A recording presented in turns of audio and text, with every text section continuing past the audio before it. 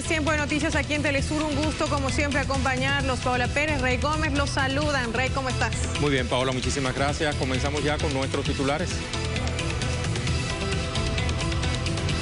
Rusia denuncia campaña de desprestigio sobre sus operaciones de apoyo a Siria en la lucha contra el autoproclamado Estado Islámico. Este jueves se desarrolló la segunda jornada de ataques aéreos contra objetivos del grupo terrorista.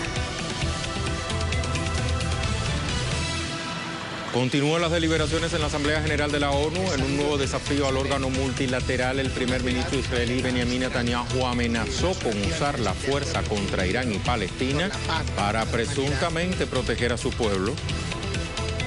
Irán.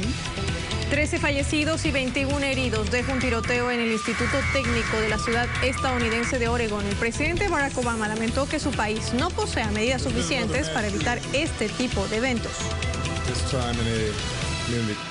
Venezuela recuerda a Robert Serra un año de su asesinato. Organizaciones juveniles marcharon en Caracas, la capital, para honrar la memoria del joven diputado revolucionario que murió a manos de grupos paramilitares infiltrados en el país. Estas son imágenes en vivo.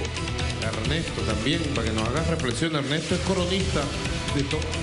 Todo listo para el inicio del béisbol venezolano este 7 de octubre. Los detalles en nuestro segmento de deportes. Moscú denuncia una guerra mediática occidental encaminada a tergiversar ese objetivo por detrás de los ataques de su fuerza aérea contra esos grupos extremistas en Siria. Paralelamente, desmiente que los aviones de combate rusos estén atacando a la población civil. Damasco afirma que los bombardeos aéreos rusos, contrario a lo que citan fuentes occidentales, son dirigidos exclusivamente contra blancos terroristas. Desmiente que los civiles son víctimas de los ataques, aclarando que las incursiones destruyen depósitos de armas y municiones, material bélico y centros de mando extremistas en las provincias de Idlib, Hama y Homs. Denunciamos la campaña ejercida contra Rusia, acusándola de atacar a los civiles y no a los terroristas del Daesh. Aseguramos que la realidad es totalmente diferente, ya que los bombardeos se producen en coordinación con el ejército sirio y en base a la información obtenida por los satélites y los aviones no tripulados que dieron por resultado la ubicación de varios centros de mando y refugios de terroristas. Los ciudadanos comparten con las autoridades su confianza en las medidas antiterroristas adoptadas por Rusia en su país. Afirman que a diferencia de la coalición estadounidense contra el Daesh, la Fuerza Aérea Rusa en coordinación con el ejército sirio actúa en defensa de la seguridad ciudadana en Siria. Occidente y su coalición, que desde hace más de un año alega bombardear a los terroristas, no hizo nada, sino todo lo contrario, favoreció expansión del extremismo en los territorios sirios. En cambio, Rusia está actuando en base de la legalidad internacional y en apoyo al ejército sirio, y está logrando desenmascarar la falsedad de las alegaciones occidentales, y por ello se produce esta campaña mediática estadounidense en su contra. La juventud siria también se manifestó en contra de las acusaciones a Rusia. Los jóvenes desarrollaron un acto de donación de sangre a los heridos del ejército sirio, así como a las tropas aliadas que arriesgan la vida luchando por detener la violencia armada en su país. Dirigimos un mensaje de agradecimiento a Rusia, a nuestro ejército nacional y a todos los que nos apoyan en el campo de batalla contra el terrorismo, en defensa de la independencia de Siria. Valoramos que los amigos se arriesgan para defendernos y para apoyarnos en restablecer la seguridad y la paz en nuestro país. A pesar de la manipulación mediática ejercida contra su país y sus aliados, los sirios siguen trabajando para relanzar el diálogo. Una meta que confían en alcanzar contando con el apoyo de Rusia y los demás países amigos. Hisham Wannous, Telesur, Damasco, Siria. El propio presidente ruso, Vladimir Putin, denunció esta campaña mediática. El mandatario indicó que la información sobre los heridos obedece a una manipulación por parte de la prensa capitalista. Putin recordó que varias potencias mundiales, encabezadas por Estados Unidos, bombardean Siria sin contar con la autorización de la ONU o el gobierno de Damasco, algo con lo que sí cuenta la Federación de Rusia. En relación a las informaciones publicadas por algunos medios de información que afirman que hay víctimas civiles, quiero decir que estamos preparados para estos ataques mediáticos. Llama la atención que la primera noticia que hizo referencia a los heridos civiles se presentó antes de que nuestros aviones militares se encontraran en el aire. Los bombardeos aéreos que lleva a cabo Rusia en Siria para combatir a estos objetivos del Estado Islámico y que fueron ordenados por el presidente sirio Bashar al-Assad han generado fuertes repercusiones. A esta hora, nuestro compañero desde Moscú, la capital rusa, Julio César Mejías, nos amplía los detalles. Adelante, Julio César. Gracias, colegas. Saludos a toda nuestra teleaudiencia. Amplia repercusión sigue teniendo la operación que ejecuta la aviación de las Fuerzas Armadas de Rusia en el territorio de la República Árabe de Siria contra los grupos terroristas del llamado Estado Islámico. Sobre ello, el portavoz presidencial del Kremlin, Dmitry Peskov, llamó a tomar precaución y mesura ante la avalancha de informaciones falsas y tendenciosas que se siguen generando desde Occidente. El mayor general Igor Konashenkov, portavoz del Ministerio de Defensa, ratificó a su vez que la aviación rusa seguirá haciendo incursiones y atacando las posiciones de los grupos terroristas del llamado Estado Islámico, acorde a lo pactado y previsto con el gobierno de Damasco y con el mando militar de las Fuerzas Armadas de Siria. Konashenkov ratificó que siempre tras cada acción que se ejecute se informará debidamente tanto a los miembros del Consejo de Seguridad de Naciones Unidas como a la Unión Europea.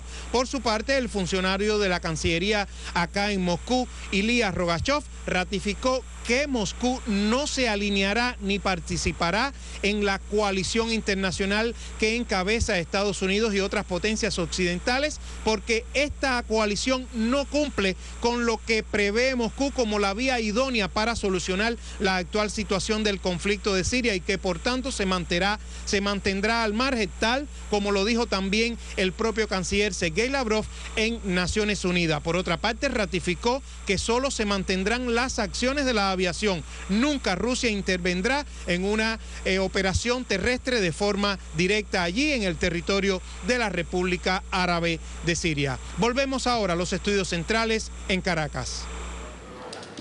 Muchísimas gracias, Julio César. Recordemos que el gobierno ruso inició este miércoles ataques aéreos en algunas provincias sirias con el objetivo de atacar al Estado Islámico que opera en ese país árabe. Las provincias de Idlib, Homs y Hama son las zonas donde se han desarrollado estos ataques aéreos contra el autodenominado, digo con mayor precisión, Estado Islámico, tras la solicitud del presidente Bashar al-Assad. La guerra civil que inició en 2011 con la participación de grupos terroristas, algunos vinculados a la organización Al-Qaeda y Daesh, buscan derrocar al gobierno sirio.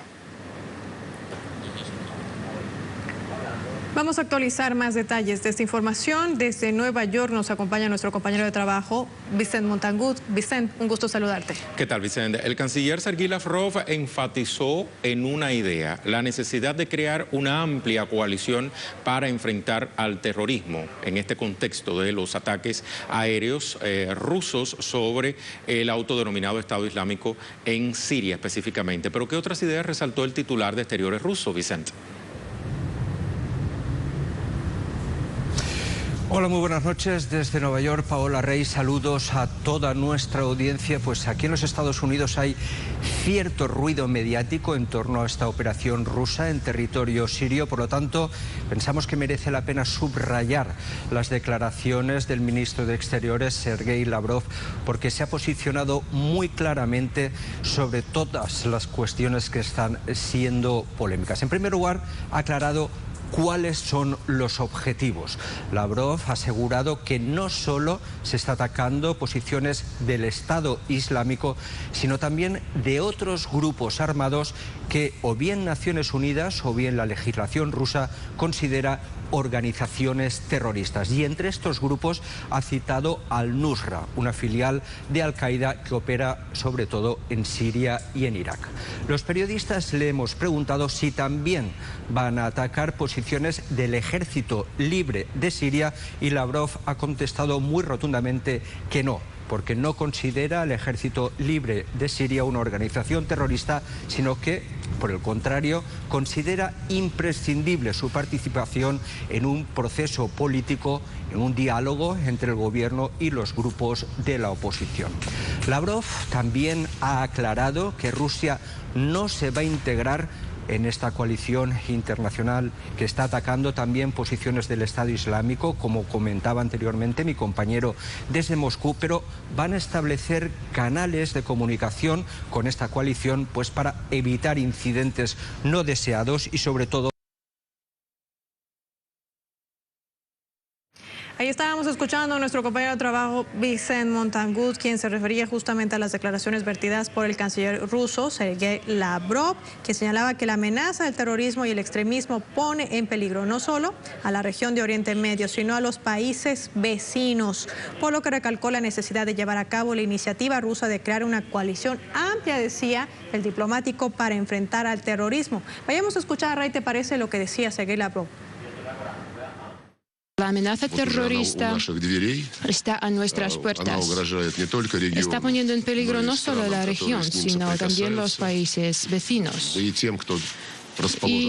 todos los que estén bastante lejos de Oriente Medio y Norte de África. En ese contexto, yo pienso que muchos han sido interesados de manera positiva en la iniciativa del presidente Putin sobre la iniciativa de crear una coalición amplia, un frente antiterrorista amplia que se base en derecho internacional, sobre todo toda la Carta de la ONU, y que actúe en coordinación de gobiernos de países que están enfrentando esa lucha contra terroristas y extremistas.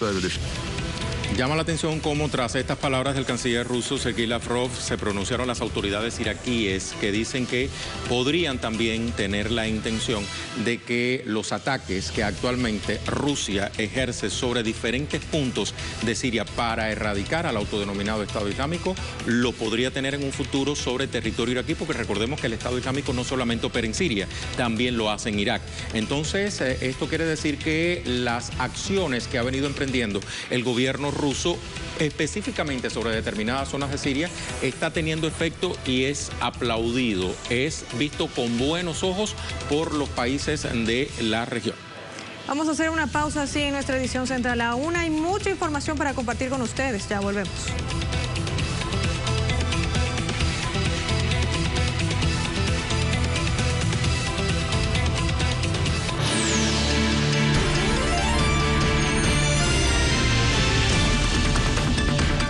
Hay personajes atrapados en el mito.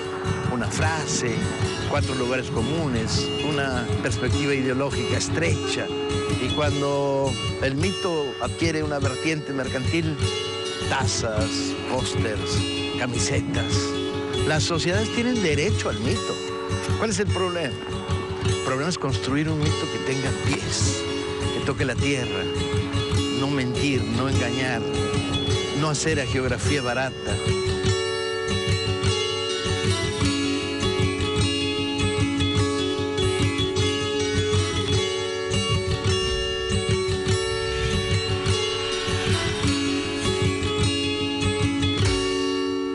Una década de logros sin precedentes. Una década de integración en nuestra América. Una década llegando a donde otros no llegan. Telesur. 10º aniversario. Nuestro norte es el sur.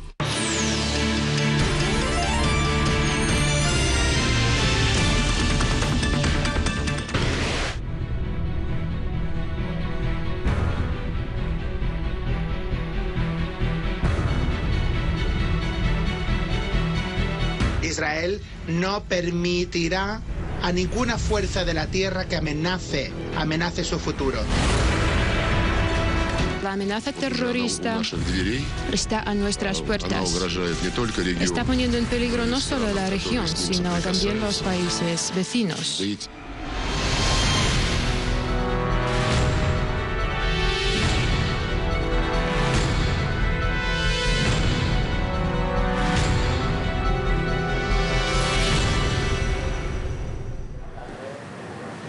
Rusia Rusia ha decidido incursionar de manera aérea a pedido del presidente de Siria, Bashar al-Assad, para combatir esos objetivos del Estado Islámico, de esos grupos terroristas que pretenden además derrocar el gobierno constitucional de ese mandatario.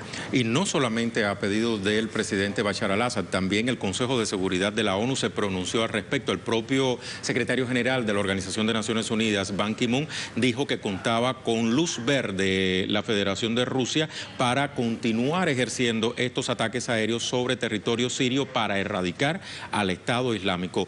Esta y otras ideas han sido tratadas en el contexto de la Asamblea General de la ONU en su edición número 70. Y vamos a conocer más detalles a esta hora con nuestro compañero de trabajo, Jorge Gestoso, desde Nueva York, la sede de la ONU. Un gusto saludarte, Jorge. Jorge, ¿qué tal? Ya lo decíamos, varios son los temas que se han venido desarrollando al calor de esta Asamblea General de Naciones Unidas. Si bien el tema Siria, los bombardeos rusos sobre objetivos del Estado Islámico continúan estando sobre el tapete. No son de extrañarse, pero tampoco dejan de llamar la atención las palabras, por otro lado, del primer ministro Benjamin Netanyahu, que este jueves ante la Asamblea General de la ONU, sobre todo por el tono con que fueron pronunciadas. Quisiéramos detenernos específicamente en este particular. Jorge, cuéntanos. Bueno, Rey, precisamente el tono, hay coincidencia en parte de los analistas que sonaba muy bully, es decir, muy agresivo, muy prepotente, muy beligerante, algo muy al estilo Netanyahu, en donde puso énfasis que Estados Unidos sigue siendo el mayor aliado del país y del mundo, y que también la alianza que tiene con Estados Unidos es inquebrantable. Decía que las diferencias que se dieron a propósito del acuerdo nuclear con Irán son simplemente desacuerdos en familia. Pero señaló claramente que todos los que no piensan como él son enemigos, es decir, están en la lista negra. No solamente enlodó, ensució, agredió a Irán, sino, como no le alcanzó, lo hizo lo mismo con la autoridad palestina y con Mahmoud Abbas, su presidente, y como tampoco le alcanzó con eso, empezó a agredir a las Naciones Unidas. Dijo que definitivamente tienen que sistemáticamente, decía él, vilipendian a Israel, que los atacan porque a través de resoluciones, de varias resoluciones en los últimos años, fueron a favor de otros países, por ejemplo, en este caso de Palestina, del Estado palestino, y entonces la culpa la tiene las Naciones Unidas. Pero a través de sus palabras también condenó o amenazó a otras naciones ante la posibilidad de lo que él dice que pudiera ser una agresión contra Israel. Escuchemos las palabras de Netanyahu. Israel no permitirá a ninguna fuerza de la tierra que amenace su futuro. Y este va a ser mi mensaje a todos los países aquí representados. Independientemente de las resoluciones que adopten en este edificio, las decisiones que tomen en sus capitales, Israel hará lo que tenga que hacer para defender nuestro Estado y para defender nuestro pueblo. Bueno, precisamente como reacción al discurso de Benjamin Netanyahu, el portavoz de la OLP es Javier Abu Eid, dijo palabras textuales: el señor Netanyahu, con su estrategia victimista, se ha presentado como si Israel estuviera bajo ocupación, cuando en realidad Israel es la potencia ocupante que viola los derechos del pueblo palestino. Y añadió, absolutamente todo lo que dijo el señor Netanyahu sobre Palestina es una combinación de victimismo y falta de verdad. Antes de Netanyahu estuvo precisamente dirigiéndose a través de su discurso ante la Asamblea General de Naciones Unidas el primer ministro de Grecia, Alexis Tsipras, quien puso énfasis en su negativa a seguir las directivas o las posiciones de otros países, fundamentalmente europeos, de no querer recoger, de no querer acoger a los refugiados que hemos visto que han llegado en grandes cantidades a Europa. Y lo señaló en estos términos. Escuchemos sus palabras. Parece que para algunos la única manera de enfrentar este desafío es levantar muros más altos, rechazar a los migrantes por la fuerza o asegurarse de que sigan siendo la responsabilidad de otros, lo más lejos posible. Nosotros no creemos que el futuro de Europa o el de nuestro mundo se pueda construir levantando muros cada vez más altos o con niños que mueran a nuestras puertas. Tampoco podemos olvidar que muchos de nuestros ancestros fueron refugiados y migrantes. No podemos permitir que el racismo y la xenofobia destruyan nuestros principios comunes.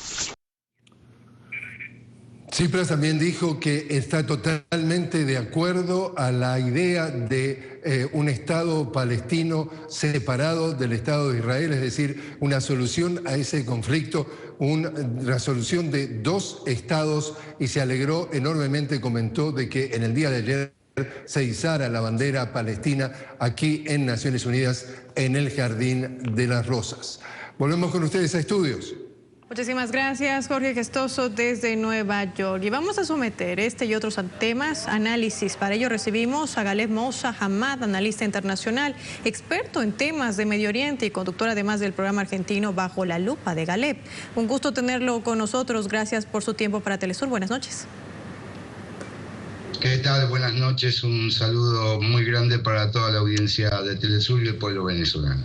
Muchísimas gracias por haber accedido a esta entrevista con nosotros. Bueno, en primer lugar, ¿a qué se debe este tono elevado, como bien dice nuestro compañero Jorge Gestoso, que ha utilizado Netanyahu en la ONU durante esta jornada de jueves? ¿Será que de alguna manera siente que se está quedando solo?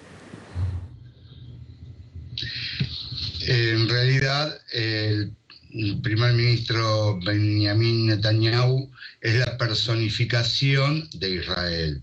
Es la manera en la que actúa Israel, es la manera en la que el sionismo ha determinado el futuro de los palestinos, el presente y el pasado, con esta actitud de matones, con esta actitud arrogante, soberbia, pisoteando los derechos de un pueblo soberano, nativo, que está siendo ocupado y que justamente se ha izado la bandera de Palestina en el lugar donde se originó la tragedia del pueblo palestino, en la sede de las Naciones Unidas, porque no hay que olvidar que fueron las Naciones Unidas las que generaron la partición de Palestina y el desastre posterior.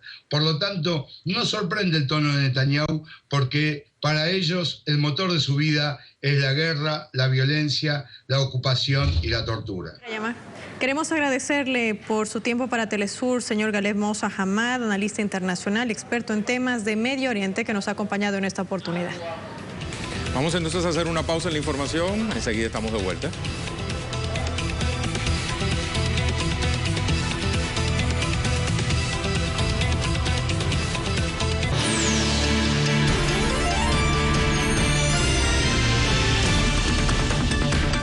Aventurero, romántico, afortunadamente romántico.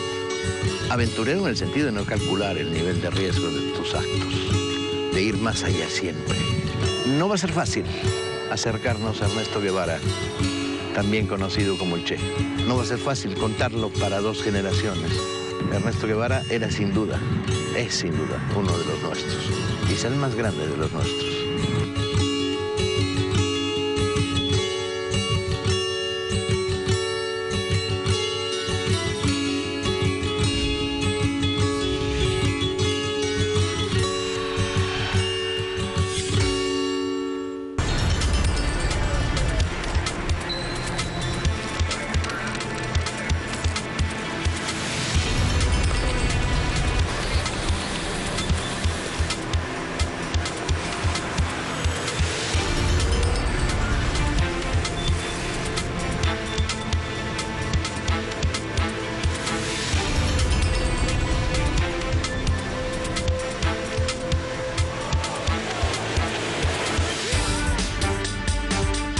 Understand the world we live in.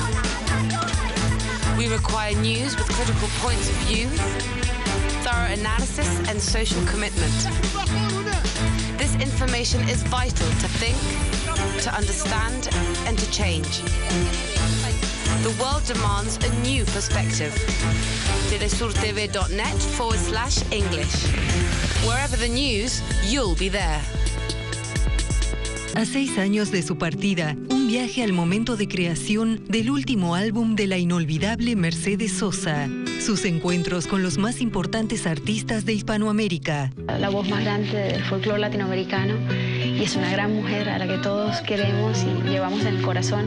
Momentos creativos, testimonios y reflexiones de la voz de América. Es una de las voces del mundo eternas, así que parece que hubiera existido por siglos y que va a seguir existiendo por siglos. Yo tengo amor por lo que canto. Yo nunca pensé en cantar para vivir. Nunca. Documentales Telesur presenta Cantora, un viaje íntimo. Domingo, solo por Telesur. En el siglo XXI, los cambios se aceleran de la mano de la ciencia y la tecnología. Hombres y mujeres en todos los rincones del mundo trabajan hoy en las ideas que transformarán nuestro futuro y el de las generaciones que nos sigan. Descubre lo más innovador en Atomum, todos los lunes, solo por Telesur. A 6 años de su partida, un viaje al momento de creación del último álbum de la inolvidable Mercedes Sosa. Sus encuentros con los más importantes artistas de Hispanoamérica. La voz más grande del folclore latinoamericano y es una gran mujer a la que todos queremos y llevamos en el corazón. Momentos creativos, testimonios y reflexiones de la voz de América. Es una de las voces del mundo eternas, así que parece que hubiera existido por siglos y que va a seguir existiendo por siglos. Yo tengo amor por lo que canto. Yo nunca pensé en cantar para vivir. Nunca. Documentales Telesur presenta Cantora, un viaje íntimo. Domingo, solo por Telesur.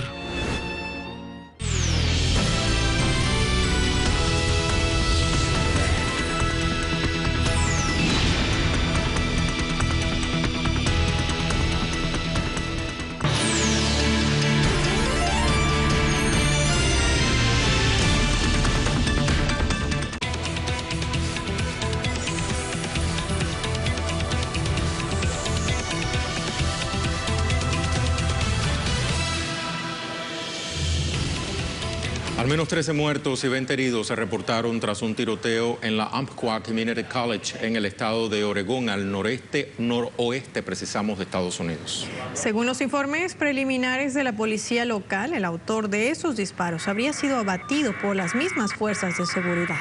Sin embargo, se desconoce aún su identidad. Por otro lado, los agentes del Departamento de Alcohol, Tabaco, Armas y Fuegos continúan investigando los hechos, intentan buscar si hay otras armas de fuego y municiones en el lugar de los acontecimientos. Mientras los estudiantes han sido evacuados de estas instalaciones por medidas de seguridad. Nuestra corresponsal desde Washington, Belén Barriga, nos actualiza más. Buenas noches, bienvenida. ¿Qué tal, Belén? El presidente de Estados Unidos, Barack Obama, se refirió a este incidente. ¿En qué centró sus reflexiones esta vez? Buenas noches, compañeros. Así es, el presidente Barack Obama habló a la nación estadounidense. Esta vez volvió a reiterar el mismo tema que lo hace continuamente, ya que se han reportado varios tiroteos en lo que va del año. Habló sobre el consumo de armas, la falta de regularización en el uso de armas en el país. Escuchémoslo.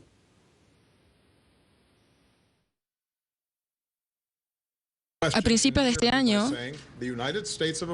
y dije que los Estados Unidos es el único país avanzado en el mundo en el que no tenemos suficientes medidas para evitar este tipo de ataques masivos. Luego hubo un ataque masivo en un cine en Luisiana, ese mismo día que hablaba al respecto. De alguna forma esto se ha convertido en una rutina. se reporta rutinariamente. Y mi respuesta ante este podio se ha convertido en una rutina también. Los debates que suceden luego se han convertido en rutina también. Hablamos esto luego de Plattsburgh, luego de lo que pasó una y otra vez, lo que pasó en Charleston. También mencionó el excesivo uso de armas, no solamente en centros educativos, sino también en iglesias, y esto se debe a la sobrepoblación, más bien dicho, al uso de armas, que por cada habitante hay una arma en el país. Escuchemos al presidente Barack Obama nuevamente. Hay un arma por cada persona que hay en Estados Unidos. Entonces, ¿cómo pueden decir que mientras más armas haya, estaremos más seguros? Somos el estado con el mayor número de armas, pero también con el mayor número de personas muertas por armas. ¿Cómo ha avanzado el curso de estas investigaciones? ¿Qué más se sabe de lo que ha sucedido en esa universidad en Oregon? Sabes que la información es incierta. Bueno, lo último que se sabe es que es un ciudadano de 20 años. No se sabe con certeza si acudía o no a esta universidad.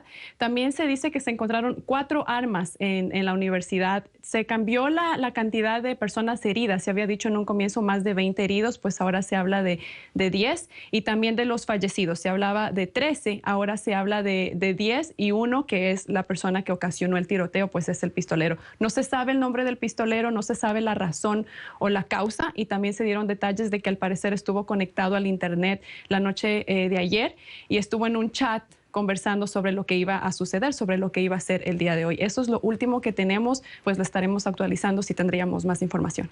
Claro que sí, Belén. Muchísimas gracias por esta actualización que nos acabas de ofrecer. Belén Barriga, directamente desde nuestra corresponsalía en Washington, D.C. Por cierto, el ataque de este jueves a la Universidad de Oregon es parte del drama que han vivido miles de familias en Estados Unidos durante las últimas décadas. Le invitamos a ver algunos hechos ocurridos en ese país desde 2012, hechos similares. En agosto pasado, por ejemplo, Allison Parker y Adam Ward, reportera y camarógrafo respectivamente de una estación televisiva afiliada a CBS en Roanoke, Virginia, fueron asesinados por un excompañero de trabajo mientras realizaban una entrevista en vivo. En junio de este mismo año, 9 afrodescendientes fueron asesinados por un joven en una iglesia en Charleston, Carolina del Sur. El hecho fue calificado de delito de odio.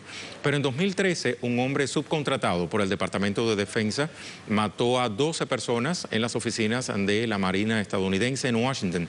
El presunto asesino fue abatido por la policía.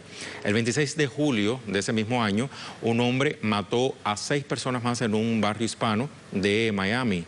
El presunto autor fue mortalmente herido por las fuerzas de seguridad. En el año 12, un joven mató a 26 personas, entre ellas 20 niños, en la escuela de Sandy Hook, en Newtown, Connecticut. Vamos a avanzar en otro tema, ya que Venezuela asumirá hasta el mes de diciembre de este año la presidencia del Consejo Permanente de la Organización de Estados Americanos, de la OEA. Así lo anunció este jueves la canciller venezolana, Delcy Rodríguez.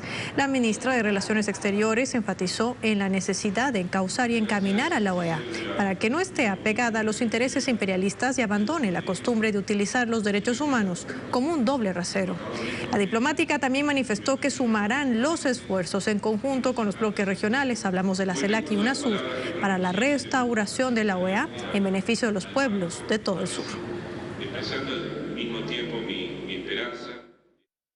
Hemos estado acá recibiendo la presidencia del Consejo Permanente de la OEA. Como tú sabes, en mi discurso yo dije que este era un momento de reflexión, de hacer una revisión del historial poco dichoso que ha tenido esta organización en su compromiso con los pueblos de nuestra América, porque ha sido una línea completamente plegada a los países que hegemonizan en nuestro hemisferio la vida de la misma organización en sí.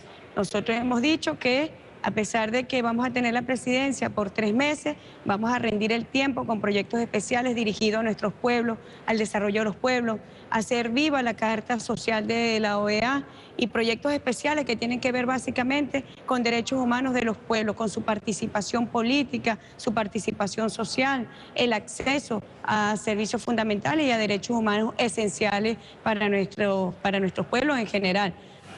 La ministra de Exteriores de Venezuela, Delcy Rodríguez, reiteró que su país será el puente para que la comunidad de estados latinoamericanos y caribeños, CELAC y América del Norte tengan relaciones de respeto, cooperación y amistad. Llegó la hora de reformatear la OEA. Ya los pueblos de nuestro continente se lo dijeron a América del Norte en la reciente Cumbre de las Américas en Panamá. Es la hora de los pueblos unidos en cooperación, en amistad. Se acabó aquellos tiempos malsanos donde nuestros países eran invadidos, donde nuestros países eran interferidos. Bueno, nosotros hoy, como Venezuela, por ejemplo, sabemos que hay formas no convencionales de atacar gobiernos legítimos y constitucionales. Venezuela hoy lo vive a través de las agresiones económicas, la guerra financiera, el bloqueo financiero, a través de las guerras mediáticas. Bueno, una cosa terrible. Y hoy nosotros sabemos también que esta organización tiene horas oscuras todavía de deuda con el pueblo de Cuba. Desde acá nosotros reiteramos nuestro llamado al levantamiento del criminal bloqueo al pueblo cubano. Vienen momentos muy importantes, nosotros seguimos trabajando y sumamos esfuerzos a la CELAC para la transformación definitiva de la OEA en un espacio de diálogo entre nuestros países y América del Norte. Repasemos a continuación cómo funciona este Consejo Permanente de la Organización de Estados Americanos que presidirá Venezuela durante los próximos 3 meses. Este Consejo Permanente está compuesto por un representante de cada país integrante, quien asume el cargo de embajador. Vela por el relacionamiento de amistad entre los Estados miembros, además ayuda a solucionar de manera pacífica las controversias. Este organismo también ejecuta las decisiones de la Asamblea General y las tareas que le asignen los ministros de Relaciones Exteriores de las naciones integrantes tras celebrar una reunión de consulta. La presidencia del Consejo Permanente se rota cada 3 meses siguiendo el orden alfabético de los países miembros. La vicepresidencia se rige por este mismo método, pero siguiendo un orden alfabético inverso. La propia ministra de Exteriores de Venezuela, Delcy Rodríguez, informó que Bernardo Álvarez asume como embajador de Venezuela ante la OEA y sustituye en el cargo a Roy Chatterton Matos. Vamos a revisar su trayectoria. Bernardo Álvarez es licenciado en Estudios Políticos de la Universidad Central de Venezuela. Del año 2000 a 2001 fue jefe de la delegación venezolana ante las conferencias de ministros de la Organización de Países Exportadores de Petróleo, OPEP. Entre el 2000 y el 2002 coordinó los acuerdos energéticos entre Venezuela y Estados Unidos. Igualmente organizó el Grupo de Trabajo Venezolano para la Cooperación en materia de industria e hidrocarburos con el gobierno de Francia. Desde 2013 fue designado secretario general de la Alianza Bolivariana para los Pueblos de Nuestra América, ALBA-TCP. También fue responsable de la presidencia de PDV Caribe, filial de Petróleos de Venezuela, PDVSA. En otro tema, estudiantes y colectivos juveniles de toda Venezuela marcharon este jueves en la capital, en Caracas, en memoria del diputado socialista Robert Serra, en el marco del primer aniversario de su partida física. Frente a esta plaza Morelos en Caracas comenzaron a concentrarse cientos de jóvenes provenientes de diferentes estados del país para rendir así homenaje a quien fue el diputado más joven del Parlamento venezolano en los últimos 5 años. Jóvenes miembros del voluntariado antiimperialista Robert Serra, de la Organización Bolivariana Estudiantil OVE, estudiantes de la Federación Venezolana de Educación Media y organizaciones revolucionarias juveniles participaban así de esta marcha que culminó en la Asamblea Nacional, donde se llevó a cabo una sesión especial en honor a Robert Serra. Recordemos que el diputado Robert Serra fue asesinado junto a su asistente María Herrera el 1 de octubre del año 2014 por una banda paramilitar vinculada a la ultraderecha venezolana y también colombiana.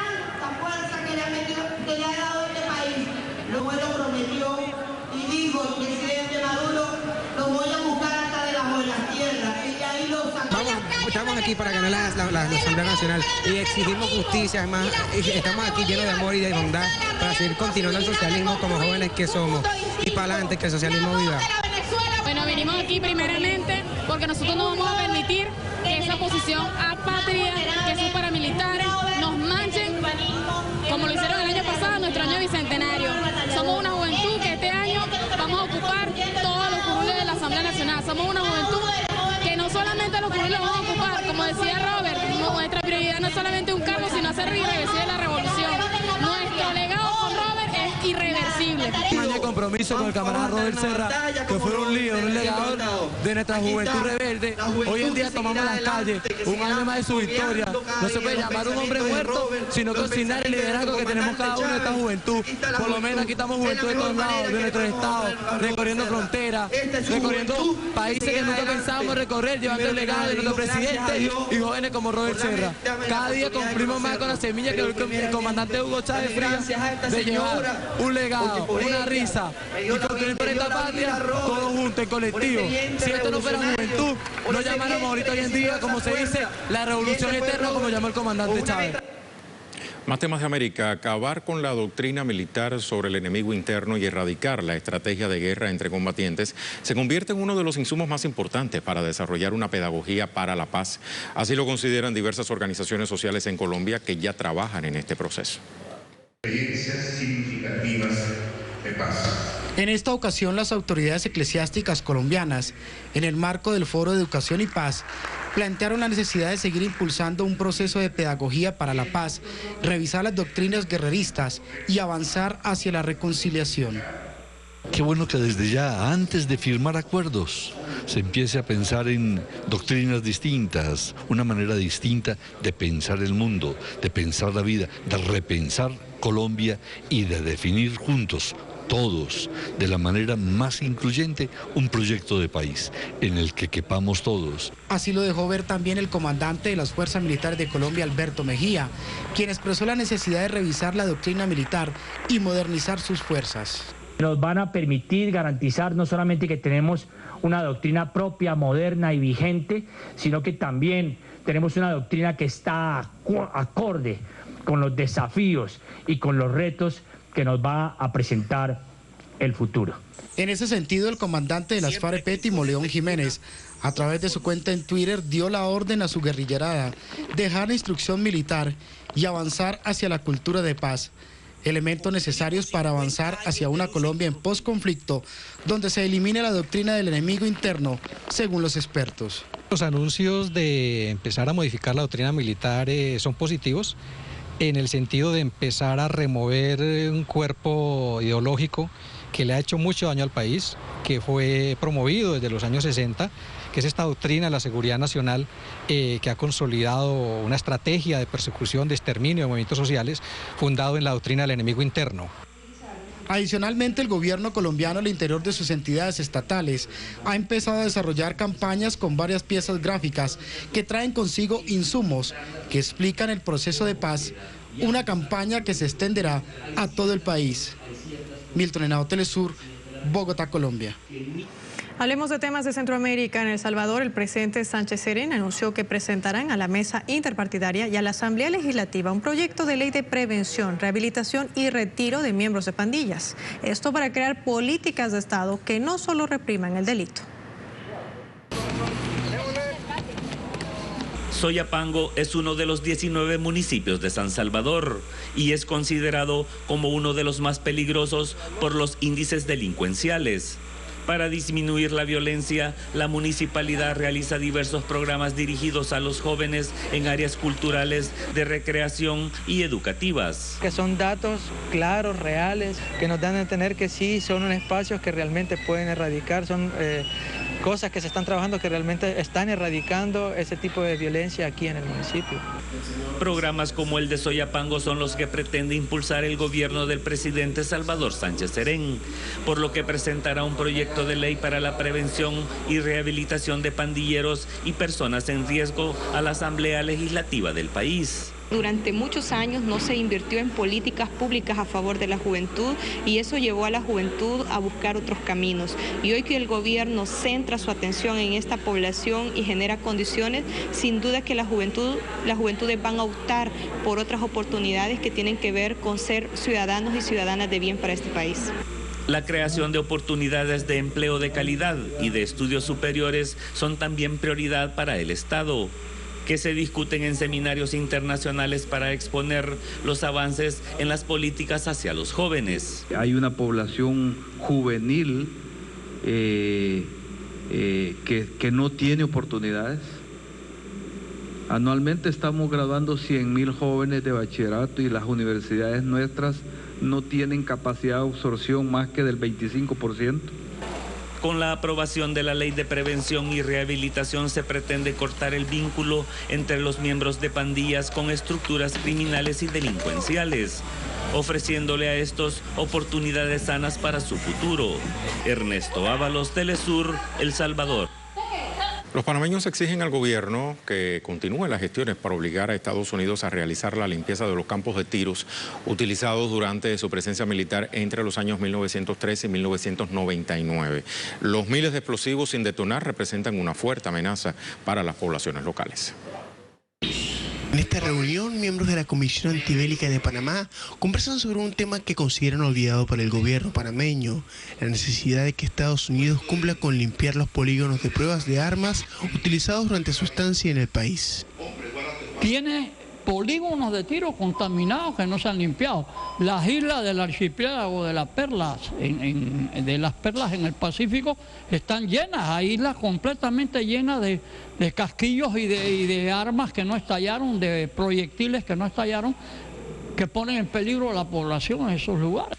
En sitios como Balboa, el centro de la provincia de Panamá, lo que se denuncia es evidente. En este sitio, que forma parte de los 3.175 hectáreas que Estados Unidos utilizó como campos de tiro en el país, se pueden avistar cientos de explosivos sin detonar, que el gobierno estadounidense se niega a limpiar, pese a encontrarse dentro de los tratados Torrijos-Carter de 1977.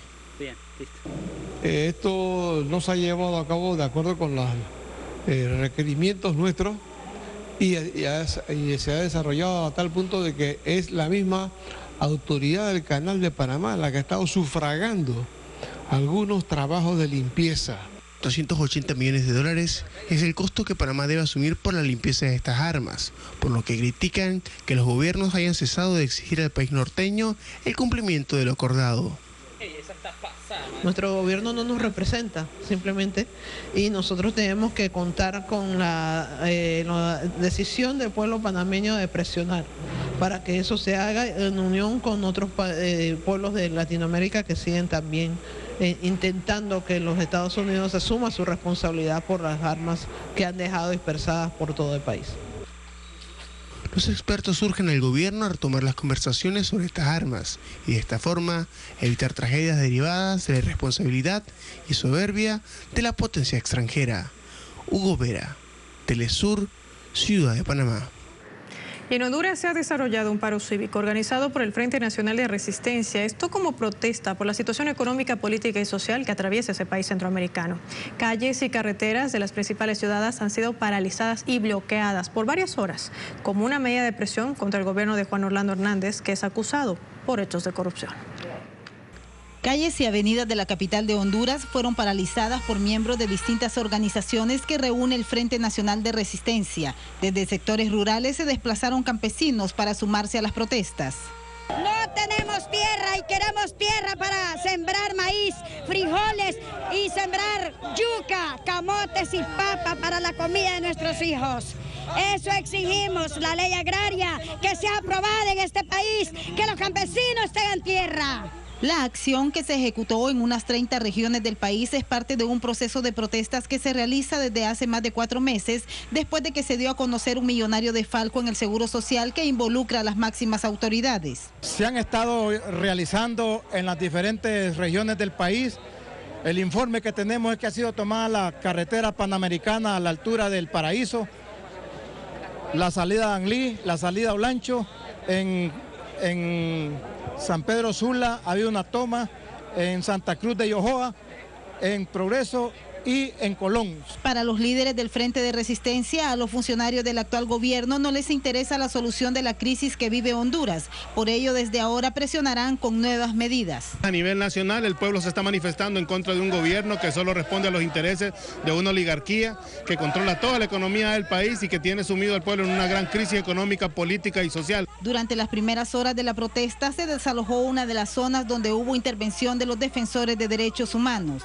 Les hemos pedido que por favor dialoguen con los manifestantes, que se pongan de acuerdo, que hagan pactos de espera para que no vayan a hacer algo que realmente después el Estado es el que es culpado, ¿verdad? Los coordinadores de las manifestaciones informaron que se seguirán las acciones durante este y los próximos meses hasta lograr reacciones a favor de la población desde el gobierno. La movilización del Frente Nacional de Resistencia generó el despliegue de militares y policías en las calles de las principales ciudades del país.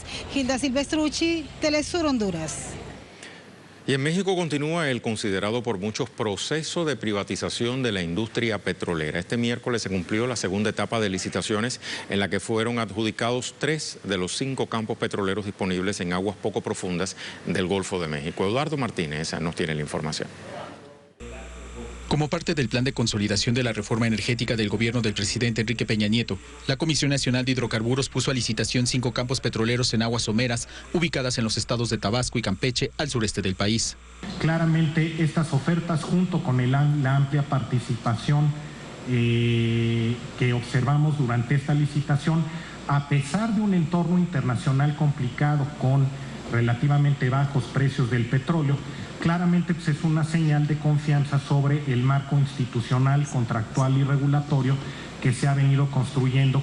Solo 3 de los proyectos despertaron el interés de 9 consorcios postulantes, conformados en su mayoría por empresas extranjeras. Lo vieron el día de hoy a la empresa Eni en el caso del primer contrato, que es una empresa de origen italiano. Tenemos en el caso de Ichaquil Pochoc a Philwood con Petroval, aquí un operador estadounidense con una empresa mexicana, y en el caso de Hochi a Pan American E&P, que es un consorcio en el que participan inversionistas argentinos, BP y también recursos españoles.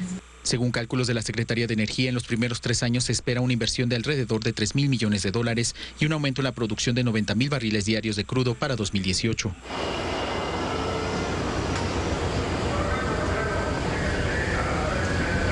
Sin embargo, para investigadores críticos a la reforma aprobada por el Congreso en 2013, el proceso de adjudicación de contratos es un paso más a la privatización de una industria clave para la economía mexicana. Lo que están haciendo es quebrar a las empresas productivas para que se hagan cargo las transnacionales, con ganancias mínimas para el Estado, en una suerte de fe ciega hacia el mercado, y pues porque los hidrocarburos están ahí y hay que sacarlos. ¿Y quién se beneficia de la extracción de los hidrocarburos? Pues Estados Unidos, que es el principal comprador en México. Sobre todo porque los campos licitados a las empresas fueron explorados desde hace 10 años con recursos públicos. Durante esta segunda etapa de licitaciones de la ronda 1 destacó nuevamente la ausencia de Petróleos Mexicanos Pemex, la empresa más importante del país y también la más afectada por el recorte presupuestal de $3.700 millones decretado por el gobierno a principio de este 2015. Eduardo Martínez, Telesur, Ciudad de México. Y la demanda civil interpuesta por las víctimas del llamado caso Caradima contra el arzobispado de Santiago de Chile por posible encubrimiento de los delitos de un ex párroco que abusó sexualmente de sus feligreses pone nuevamente a altos jerarcas de la Iglesia Católica de esa nación frente a la justicia. Aunque los implicados han tratado de resguardar su privacidad declarando en sus residencias, la diligencia de interrogatorios no ha pasado inadvertida. Bajo el ala de una de las iglesias más influyentes del país, el sacerdote Fernando Caradima abusó sexualmente de sus feligreses desde los años 80, los mismos que desde entonces llevan más de una década luchando por verdad y justicia. En los años 90 ya habían indicios, habían acusaciones del ejercicio abusivo del sacerdocio en Caradima. Había sido advertido el arzobispado y sin embargo eso no se investigó, no se detuvo, no hubo la celeridad o no hubo el compromiso con las personas que ellos debían tener, que sobre todo con las personas más frágiles y no con los posibles agresores. Los interrogatorios tienen como finalidad desenmarañar la red de influencias y conexiones que protegieron a Caradima. La defensoría de uno de los implicados mantuvo total hermetismo. Proceder que ha quedado al descubierto tras darse a conocer correos secretos entre el arzobispo de Santiago Ricardo Sati y el cardenal Francisco Javier Errázuriz. No asumen a lo que nos llama el Evangelio de Jesús, que por sobre todas las cosas entendernos tolerarnos, dialogar y fundamentalmente tener respeto por el otro. Por lo tanto, nosotros vemos una clarísima disonancia y esto es lo que se percibe en la iglesia de base. Esta actitud quedó reflejada al terminar el interrogatorio del cardenal Errázuriz, momento en el cual se negó a disculparse con las víctimas.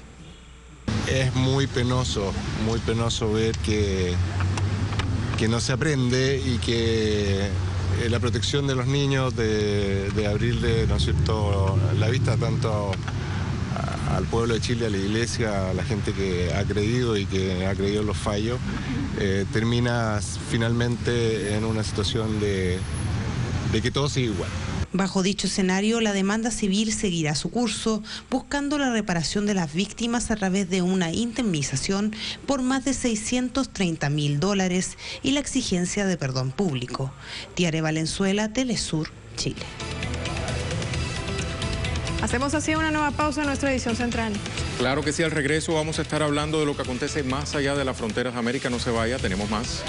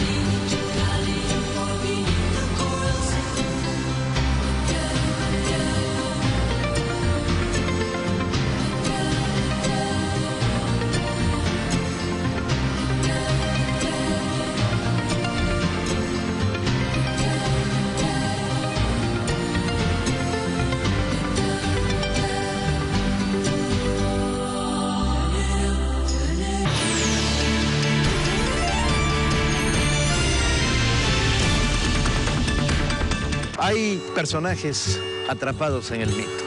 Una frase, 4 lugares comunes, una perspectiva ideológica estrecha. Y cuando el mito adquiere una vertiente mercantil, tazas, pósters, camisetas. Las sociedades tienen derecho al mito. ¿Cuál es el problema? El problema es construir un mito que tenga pies, que toque la tierra, no mentir, no engañar, no hacer hagiografía barata.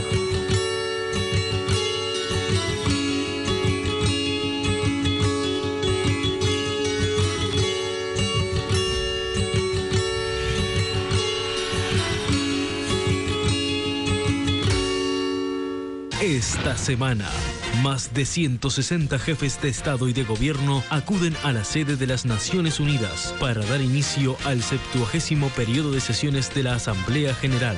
Telesur trae los detalles de este encuentro anual entre líderes globales, precedido por la Cumbre sobre Desarrollo Sostenible 2015. Siga este debate histórico junto a nuestros periodistas Jorge Gestoso, Vicente Montagudo y Karina Cartagena.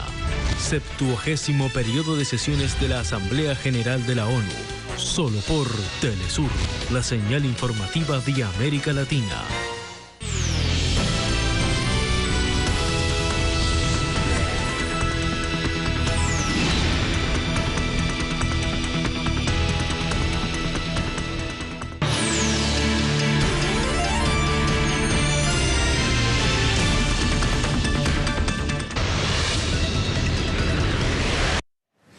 La información a través de Mundo 360. China conmemoró este jueves el 60 aniversario de la autonomía de Xinjiang. Diversas actividades se llevaron a cabo en la ciudad de Urumqi, capital de la región autónoma uigur, para celebrar este acontecimiento histórico.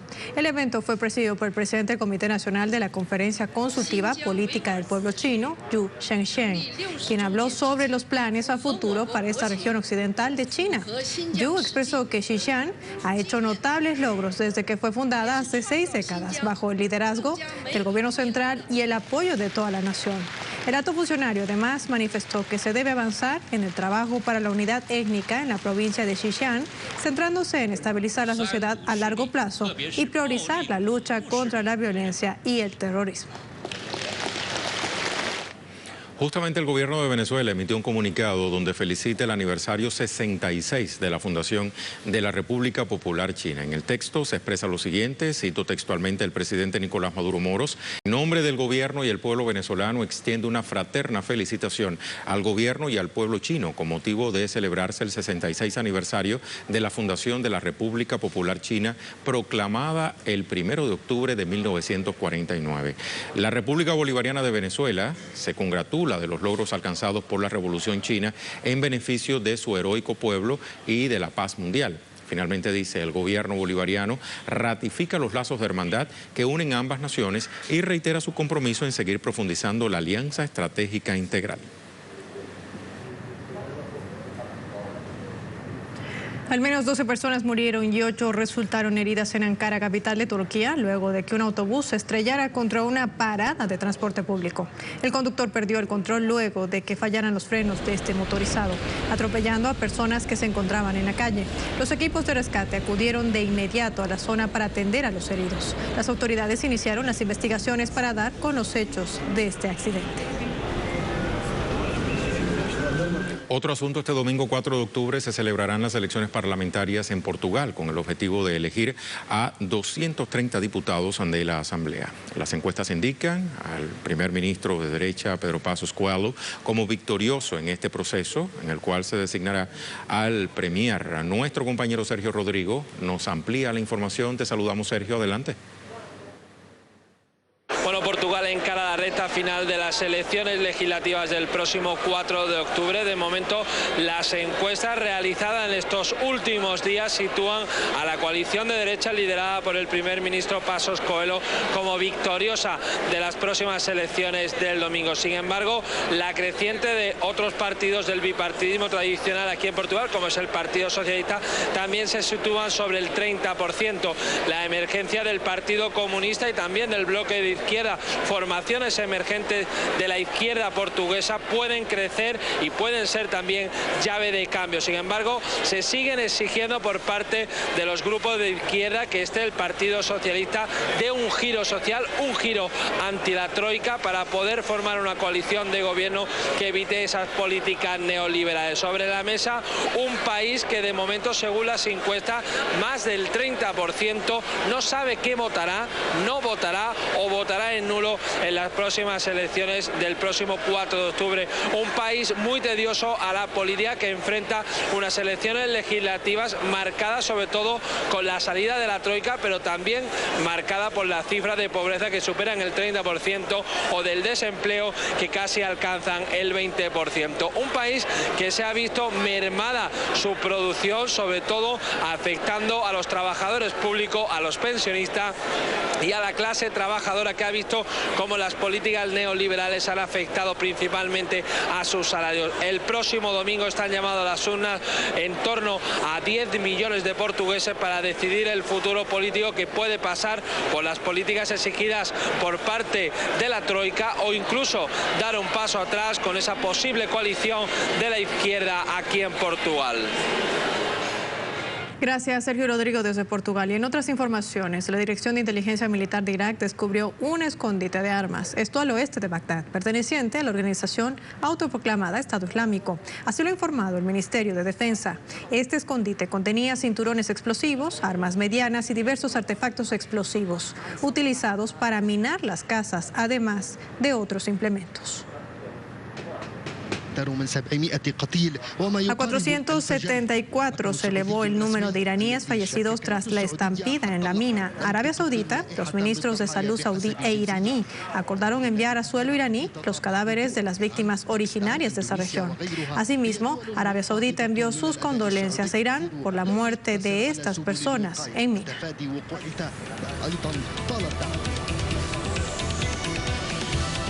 Es el momento ahora de ver qué sucede en materia económica con Luis Francisco Blandón. Nos cuenta los detalles. Adelante.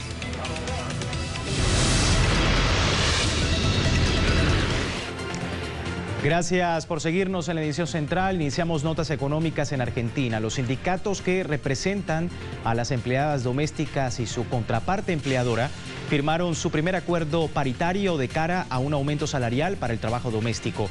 El acuerdo, avalado por el Ministerio de Trabajo de Argentina, contempla un aumento salarial del 28% y se va a concretar en 2 tramos.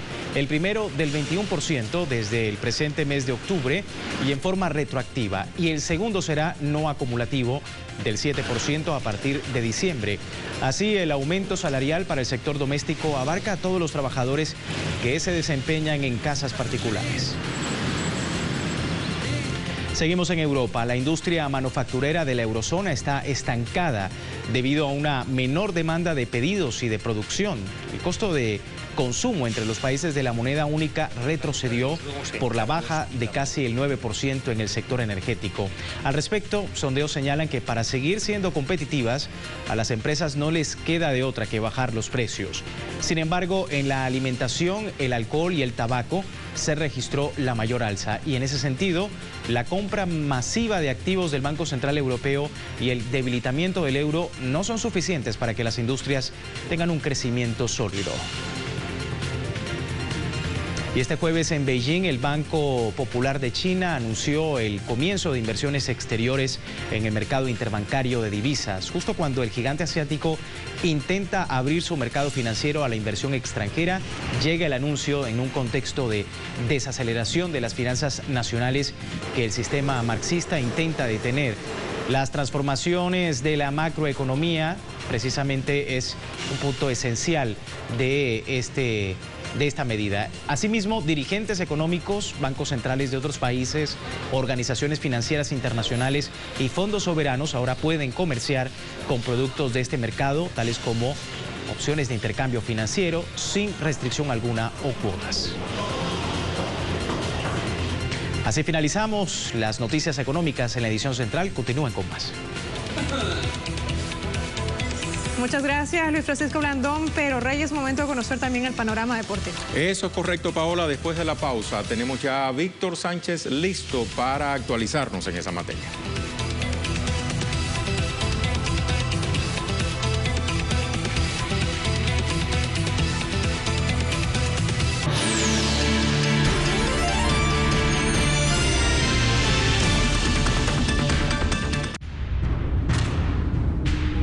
Asamblea General de la ONU, 12 de diciembre de 1964. Hace 51 años, Ernesto Che Guevara, en representación de la República de Cuba, levantó el estandarte de la lucha antiimperialista. Nosotros queremos construir el socialismo. Nos hemos declarado partidarios de los que luchan por la paz. Nos hemos declarado dentro del grupo de países no alineados, a pesar de ser marxistas-leninistas, porque los no alineados como nosotros luchan contra el imperialismo. Queremos paz.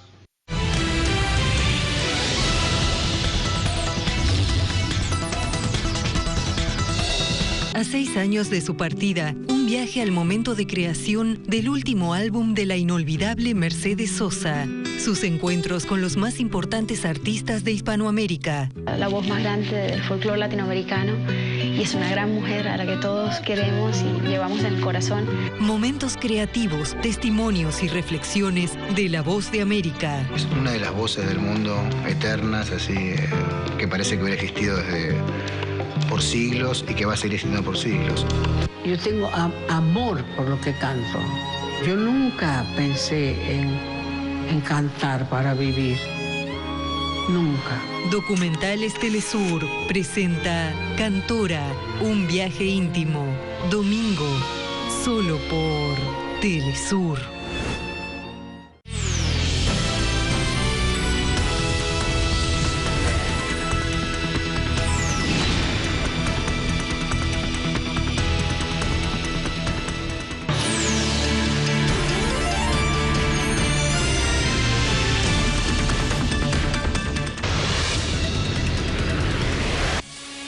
Bienvenidos a los deportes aquí en Edición Central. Falta solo una semana para el inicio de la temporada 2015-2016 del béisbol venezolano y las directivas se reunieron junto al presidente de la liga local en rueda de prensa. Nuestra compañera Claudia Rivera nos cuenta más. Durante el evento se otorgaron reconocimientos a expresidentes, expeloteros y trabajadores de la liga, quienes por muchos años aportaron al desarrollo del béisbol en Venezuela. Algunos gerentes expresaron sus opiniones con respecto al nuevo formato del torneo, que cuenta con la asistencia a los estadios de más de 2.300.000 seguidores al año como promedio y que ha celebrado más de 14.000 encuentros en su historia. De béisbol que fue dominicana, uno de los vicepresidentes de los tomateros de Culiacán me decía: Rodolfo, al principio hay muchos enemigos y eso, pero nosotros tenemos 20 años con ese formato y nos ha sido espectacular. Eso es lo que yo espero, que este nuevo formato en estos 70 años que está cumpliendo la liga sea exitoso para todos los fanaticados y para todos los equipos que conformamos lo que es la liga venezolana de béisbol profesional. Entre los presentes también estuvieron glorias de la talla de Víctor Davalillo, líder histórico en hits conectados, y los exjugadores del béisbol estadounidense David Concepción, Maglio Ordóñez y Robert Pérez. El presidente de la Liga Venezolana, Óscar Prieto Párraga, destacó la importancia del juego y la participación de los fanáticos y el afán de cada equipo por ser campeón. Gracias a Dios nos falta un poco menos de una semana para empezar la temporada. Estamos listos, está todo montado, los equipos están completos, los equipos están firmando sus peloteros. Yo creo que vamos a arrancar sin mayores contratiempos. Para Juan Francisco Puello Herrera, comisionado de la Confederación del Béisbol Profesional del Caribe, la pelota venezolana es un referente histórico, moral y social en la vida cultural de este país suramericano. Yo puedo dar 70 razones por las cuales la Liga Venezolana de Béisbol Profesional merece de un reconocimiento al esfuerzo, dedicación y profesionalización del béisbol. 70 razones por las cuales la Liga Venezolana de Béisbol Profesional merece de un reconocimiento al esfuerzo, dedicación y profesionalización del béisbol. Podría además, por el tiempo que tengo ligado al béisbol, ya cerca de 40 años, de las vivencias que tengo respecto a esta sólida institución, destacar aspectos que han sido trascendentales para que hoy haya alcanzado logros que la han colocado en un sitial de relevancia en el difícil ámbito del béisbol profesional. Los equipos Tiburones de La Guaira, Tigres de Aragua, Navegantes del Magallanes, Leones del Caracas, Águilas del Zulia, Cardenales de Lara, Bravos de Margarita y Caribes de Anzoátegui pelearán por el título de la pelota venezolana rumbo a la Serie del Caribe 2016. Este miércoles 7 de octubre, a partir de las 19 horas, Caracas, se cantará la voz de Play Ball en la Liga Venezolana de Béisbol Profesional, que arriba a sus 70 años de historia. Desde Caracas, Venezuela, reportó Claudia Rivera, Deportes, Telesur. Gracias, Claudia. El Club de Cricket de San Pedro del Vaticano jugará contra un equipo musulmán en una iniciativa del Consejo de Cultura de la Santa Sede, con el objetivo de derribar muros y tender puentes entre las religiones. El encuentro organizado para el 17 de octubre pretende seguir el llamamiento que ha realizado en varias ocasiones el Papa Francisco, defendiendo la reconciliación, la paz, el diálogo y la convivencia fraternal a pesar de las diferencias. El campeonato, que se celebrará en Roma, participarán 6 equipos, el Club Vaticano, 4 ingleses y un conjunto argentino. El Club de Cricket del Vaticano se fundó el 22 de octubre del 2013 y está integrado exclusivamente por sacerdotes, diáconos y seminaristas.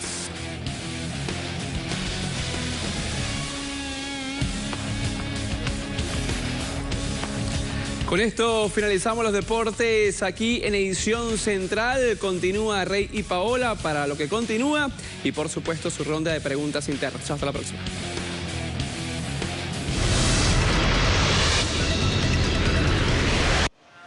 Y con diversas de idiomas o diversidad, en todo caso, de esos idiomas, razas y creencias religiosas, artistas de diversas latitudes llegan a la capital china para exponer su arte en la 6ª Bienal Internacional de Beijing. Una bienal catalogada por expertos como el eje de la pintura moderna internacional y la escultura en China. Desde el 24 de septiembre pasado quedó inaugurada aquí la 6ª Bienal Internacional de Arte de Beijing 2015 en el capitalino Museo Nacional de Arte de China.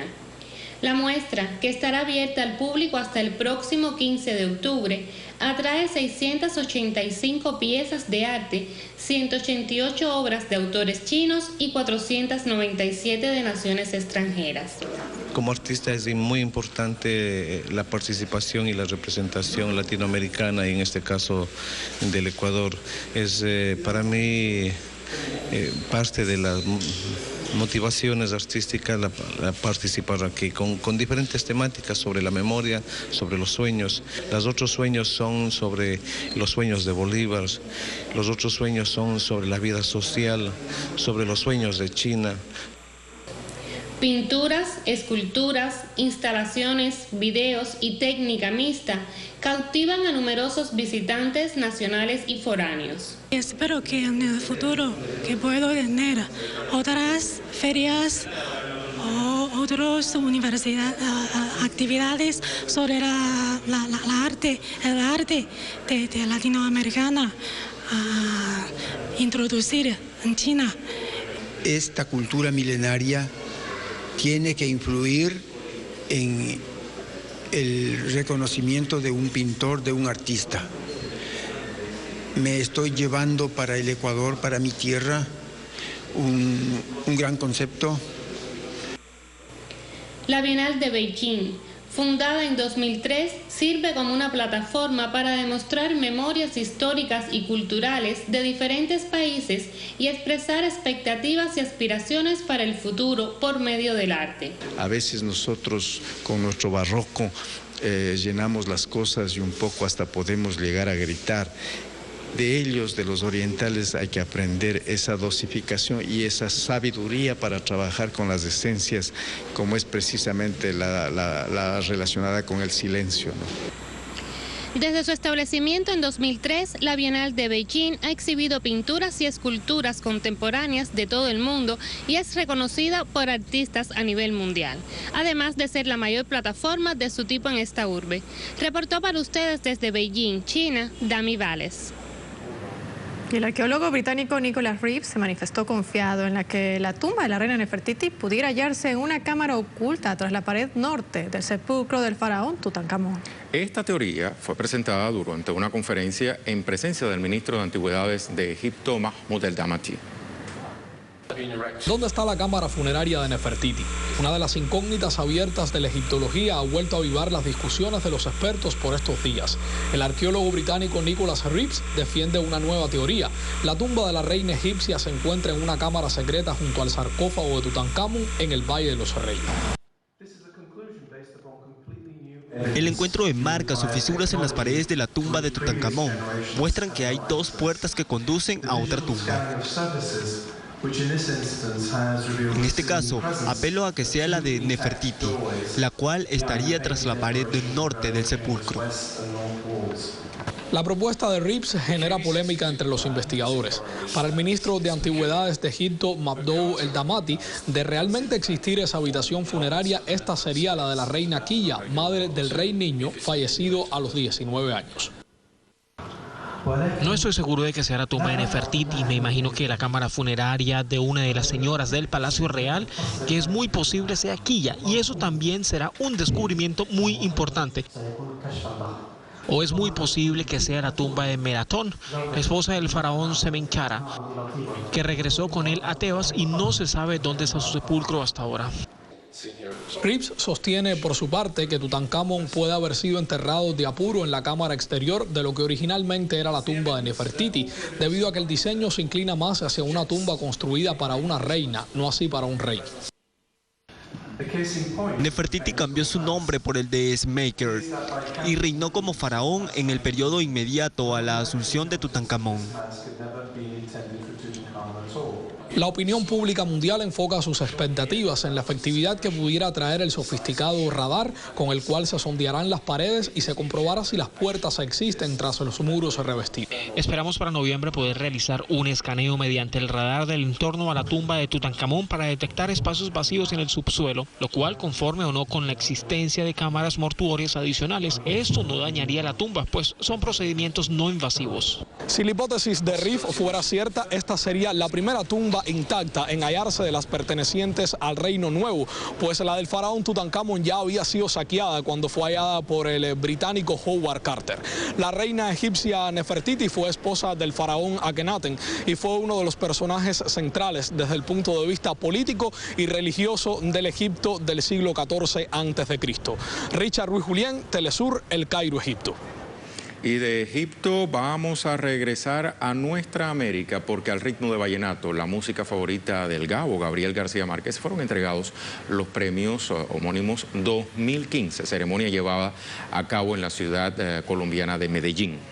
Justamente estos premios al periodismo Gabriel García Márquez, comprendidos en varias menciones, fueron entregados el pasado 30 de septiembre.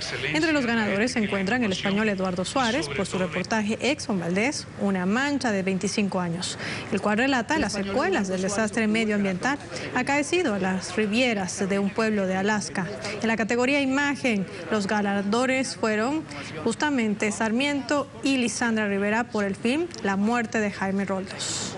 Este trabajo explora las circunstancias de la muerte del expresidente ecuatoriano, la investigación sobre la Casa Blanca del presidente mexicano Enrique Peña Nieto y su esposa Angélica Rivera llevó a cabo al equipo de la comunicadora Carmen Aristegui a ganar en la categoría de cobertura. Y así los premios Gabriel García Márquez volvieron a galardonar lo mejor del periodismo latinoamericano.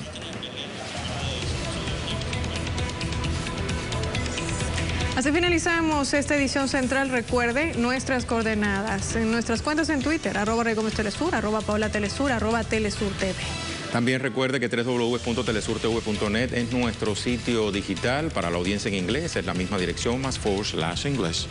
Escríbanos a contáctenos @telesurtv.net, como siempre, nuestro punto de encuentro. Así es, Paola. Y este 1 de octubre el mundo celebra 49 años del lanzamiento icónico de ese álbum titulado Abbey Road. Se dice el mundo de la música, pero yo me atrevería a decir que el mundo entero, en cualquier manifestación del arte. Abbey Road, perteneciente a la legendaria agrupación británica The Beatles. Si bien fue lanzado en Reino Unido justamente ese 26 de septiembre del mismo año, pues 5 días más tarde que el histórico disco se puso a disposición del público en este lado del Atlántico, en América. Y para despedirnos los vamos a dejar justamente con una interpretación de uno de sus músicos integrantes de los Beatles, John Lennon. Uno de los éxitos que están contenidos justamente en Abbey Road. Hablamos de Come Together. Aquí lo tenemos.